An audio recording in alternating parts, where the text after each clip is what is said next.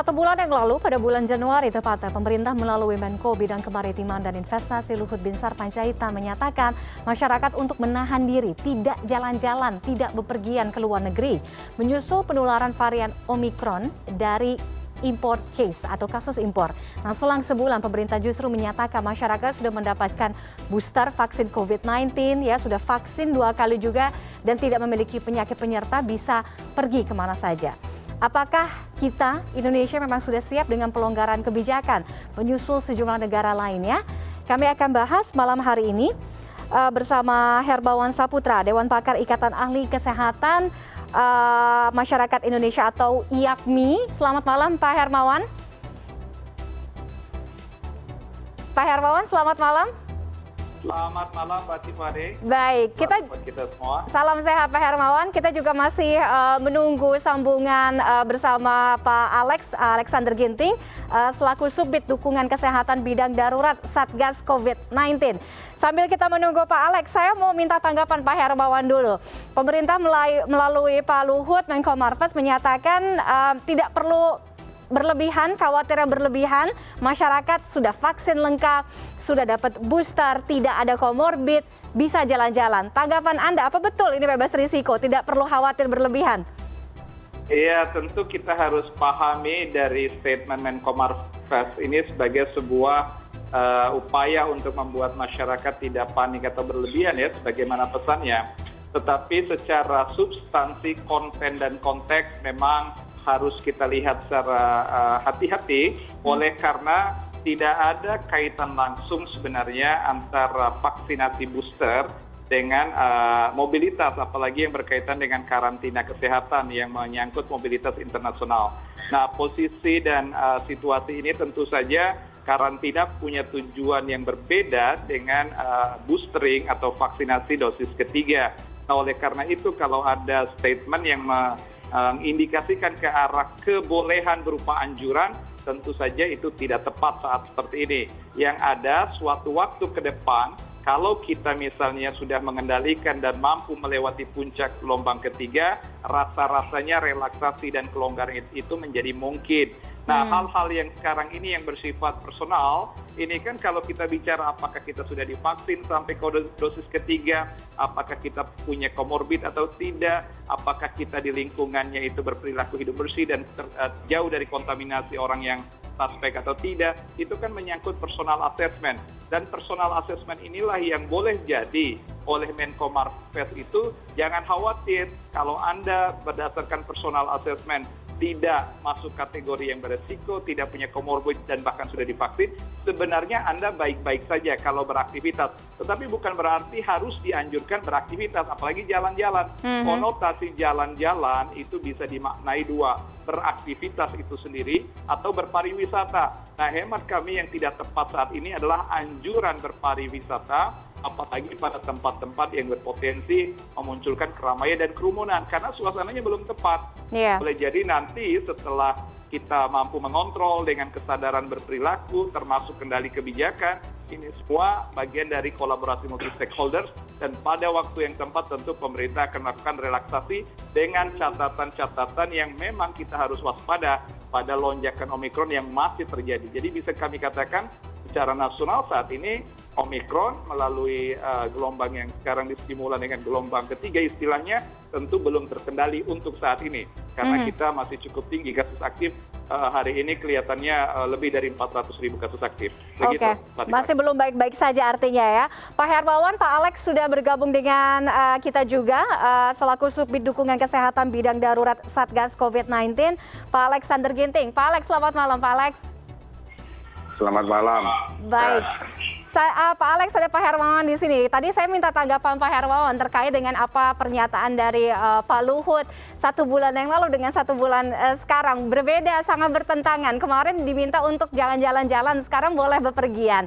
Kalau tadi Pak Alex, Pak Hermawan maksud saya, concernnya adalah jangan sampai konotasinya itu disalahartikan dan tidak ada korelasi antara vaksinasi, booster dengan mobilitas. Nah, mengapa kondisi yang tadinya tidak ideal menjadi ideal dalam waktu 1 bulan padahal masih belum baik-baik saja? Pak Alex. Pak Alex, bisa mendengar saya Pak Alex? Oke, nampaknya kita masih mengalami gangguan komunikasi dengan Pak Alex. Saya akan kembali ke Pak Hermawan. Artinya, apa yang dikhawatirkan dari narasi ini? Ketika tadi Pak Hermawan sampaikan, konotasinya jangan sampai nanti disalahartikan, oke? Berpergian, berpariwisata, berjalan-jalan, padahal masih tidak baik-baik saja, belum baik-baik saja. Ya, tentu saja yang paling memahami arah komunikasi publik yang disampaikan Menko Marves adalah Menko Marves sendiri. Tetapi kan bukan hal yang baru ya kalau Menko Marves sering menyampaikan statement yang kadang menjadi polemik dan perbedaan pandangan di kalangan media. Sebelum ini kan ada juga statement yang berkaitan dengan bahwa orang-orang di atas 60 tahun sebaiknya nggak usah keluar atau nggak usah keluar rumah. Nah, itu sekali juga kan terkesan bertentangan juga dengan statement yang saat ini terjadi. Nah, maka itu apa yang disampaikan Pak Marves ini harus ditempatkan pada kebijaksanaan kita melihat situasi itu sendiri, sehingga bahwa suatu waktu ke depan adalah harapan kita akan lebih longgar dan lebih mudah beraktivitas, terutama apabila sudah divaksin, bahkan hingga dosis ketiga, apabila kita juga sudah melakukan asesmen tanpa komorbid di dalam diri dan keluarga, dan tentu jauh dari kontaminasi langsung atau orang-orang yang suspek ya dari keterpaparan yang ada di sekitar, itu menunjukkan bahwa beliau menyampaikan agar tidak panik ya. Tentu saja ini persepsi saya dari sisi penerjemahan komunikasi publik, dan saya menyampaikan tadi bahwa Menko Marves bukan sekali ini memunculkan statement yang boleh jadi mudah untuk menjadi multitafsir di tengah komunikasi publik. Tetapi saya ingin mengutip begini, bahwa seorang pakar komunikasi dari Amerika Serikat namanya George Kepner mengatakan, communication as a discourse, bahwa komunikasi itu segala sesuatu yang diperbincangkan, dan itu biasanya diawali oleh peristiwa menyangkut konten dan konteks. Komunikasi yang baik harus melihat konten dan konteksnya. Penyampaian sesuatu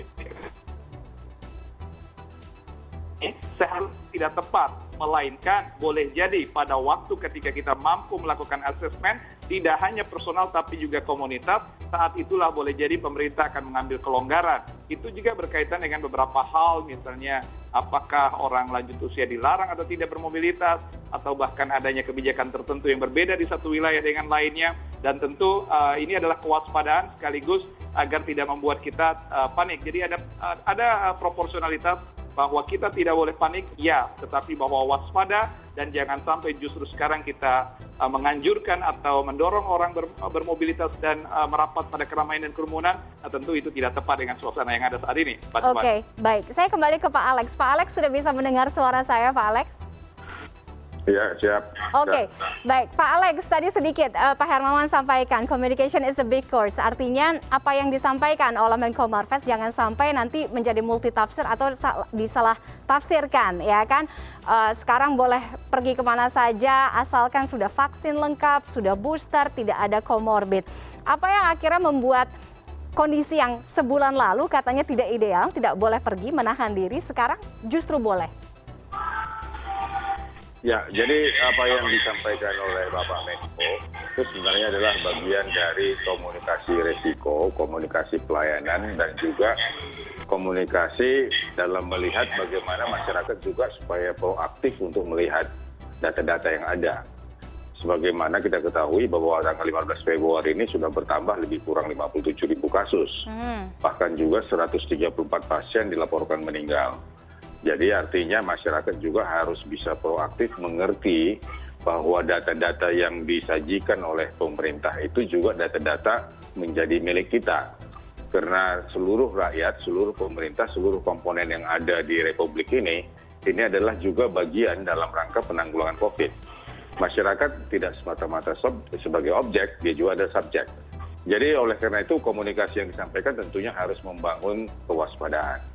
Komunikasi yang disampaikan juga membangun juga optimisme. Komunikasi yang disampaikan juga bahwa kita tidak perlu khawatir, tapi tetap aktivitas. Jadi ini sama seperti antara membangun readiness dan preparedness. Jadi karena kita sudah lebih 2 tahun. Jadi artinya optimisme terus dibangun, kekhawatiran harus diturunkan, tetapi juga harus ada tekad, di mana di dalam situasi bahwa kasus pada hari ini ada 57.000, kemudian yang meninggal 134, dan bahkan Jawa Barat, Jakarta, bahkan sampai Jawa sudah kita lihat sudah semacam epicentrum. Dan kalau kita lihat data pada hari ini sudah hampir mendekati tanggal 15 Juli 2021. Betul. Ya, di mana pada saat itu dilaporkan 56.757. Tentu ini jangan sampai menimbulkan kecemasan. Artinya kehidupan kita terus harus kita sambung. Dan kemudian aktivitas harus bisa kita jalankan. Tetapi aktivitas ini kan sudah dianjurkan di dalam PPKM. Ada yang esensial, ada yang non-esensial. Ada yang dibatasin dan ada yang diperbolehkan, tetapi semua dalam rangka untuk membatasi laju penularan. Oke. Nah, karena Omikron ini jauh lebih cepat menular. Dan semua sama bahayanya, apapun variannya. Oke. Karena kalau kita lihat yang meninggal terus naik, dan kemudian yang sakit terus bertambah, hanya untuk ICU-nya tidak seperti ICU pada saat di bulan 7. Jadi oleh karena itu apa yang disampaikan oleh Bapak Menko sebenarnya membangun kewaspadaan, dan tetap optimis. Jadi jangan kecemasan yang timbul, karena kalau kecemasan yang timbul maka akan ada kepanikan. Ini akan membuat akhirnya tugas menjadi bertambah berat. Oke. Jadi kita berharap bahwa masyarakat sudah semakin teredukasi. Kalaupun dia disuruh keluar, dia akan berpikir bahwa kalau keluar dia harus pakai masker, pakai segala-galanya, seluruh perlengkapannya harus dilengkapi. Jadi artinya pemerintah tidak mengekang, tapi pemerintah juga menyuruh bahwa kita berpikir untuk menjaga diri kita.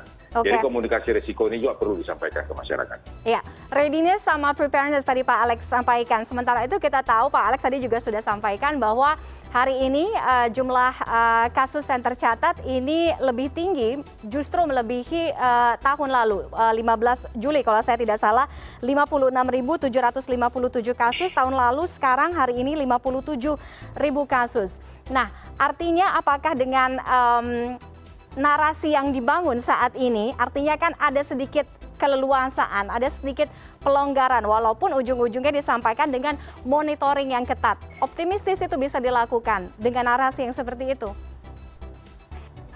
Ya, jadi artinya masyarakat sudah berpengalaman dengan 3 gelombang.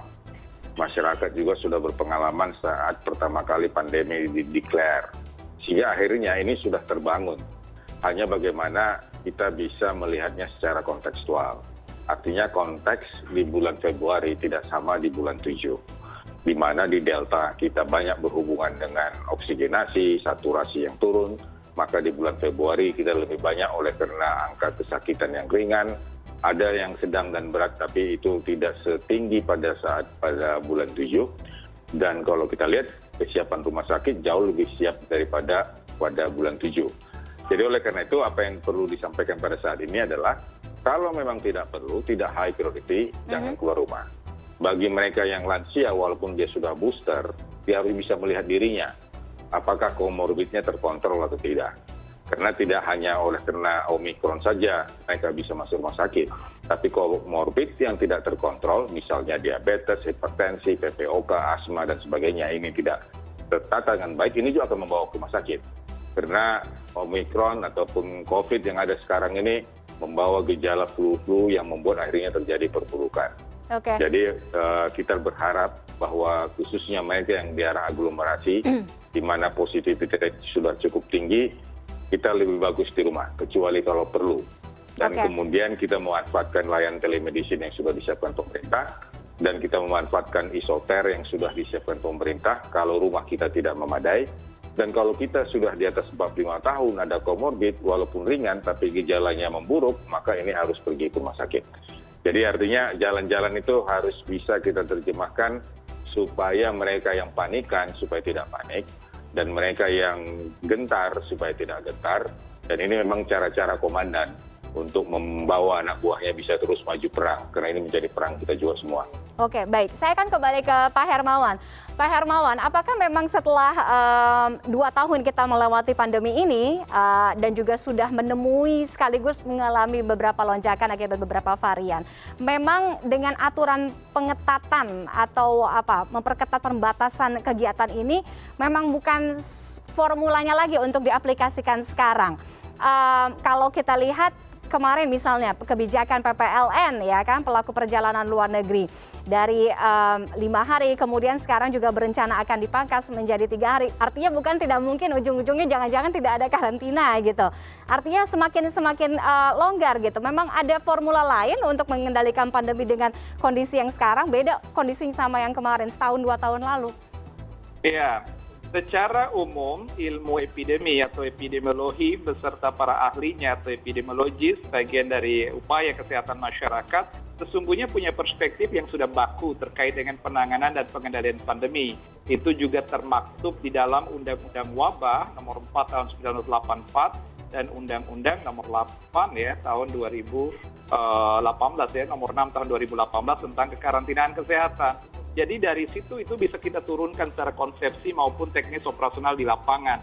Maka itu upaya pengendalian COVID itu sebenarnya perpaduan dari ilmu dasar kesehatan, tetapi juga mempertimbangkan resiko-resiko dan dampak sosial kemasyarakatan. Nah, pemerintah sudah menyampaikan sebenarnya bahwa secara tidak langsung health problem is beyond health. Urusan kesehatan bagaimanapun berkaitan dengan dampak klinis dan juga kepentingan dan juga upaya kesehatan, tenaga kesehatan di dalamnya, perbekalan kesehatan, tetapi juga ada faktor sosial, ekonomi, dan politis, sosial budaya. Pemerintah melihat sisi ini, termasuk dalam konteks ini kelihatannya adanya multinational event, mungkin ada nanti MotoGP, kemudian adanya juga presidensi G20 dan juga aktivitas budaya, pertukaran bisnis dan lain-lain. Ini menjadikan pemerintah ingin menyeimbangkan antara pengendalian COVID ini dengan juga keterbukaan dan fleksibilitas aktivitas.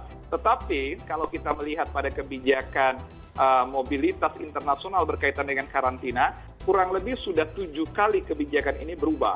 Jadi dulu secara ideal itu karantina itu 14 hari, kemudian ada 7 hari, pernah diturunkan 5 hari, pernah juga 3 hari, kemudian naik lagi 7 hari, turun lagi 5 hari, dan sekarang 3 hari diwacanakan. Kita kalau melihat dari perspektif kesehatan, termasuk dalam hal ini stakeholders Kementerian Kesehatan, sesungguhnya masih pada 5 hari itulah yang menjadi inkubasi ya dari virus penyebab COVID ini. Tetapi bahwa Omikron ada percepatan hingga 3 hari, ya. Tetapi adapun tujuan dari karantina itu bukan saja pada persoalan Omikron ansih, tetapi ada pada mitigasi lain yang lebih luas dari potensi sesuatu yang datang dari luar negeri. Nah, sehingga perlindungan itu menyeluruh, dan boleh jadi juga varian Delta masih ada, Alpha, Beta, Gamma juga masih ada, dan karakteristiknya memang berbeda dengan Omikron. Maka dalam proses karantina itu seharusnya tidak melihat Omikron ansih. Nah, tetapi bahwa ada satu kesepahaman kita bersama, sebuah kebijakan itu memang dinamis, mengikuti kondisi dan konteks yang ada di masyarakat, termasuk capaian upaya pengendalian dan juga bagaimana kondisi data-data epidemiologi terakhir. Okay. Nah, hanya saja konsekuensinya punya beberapa konsekuensi, paling tidak ada 2 konsekuensi. Kebijakan yang selalu sering berubah itu akan menjadi presiden.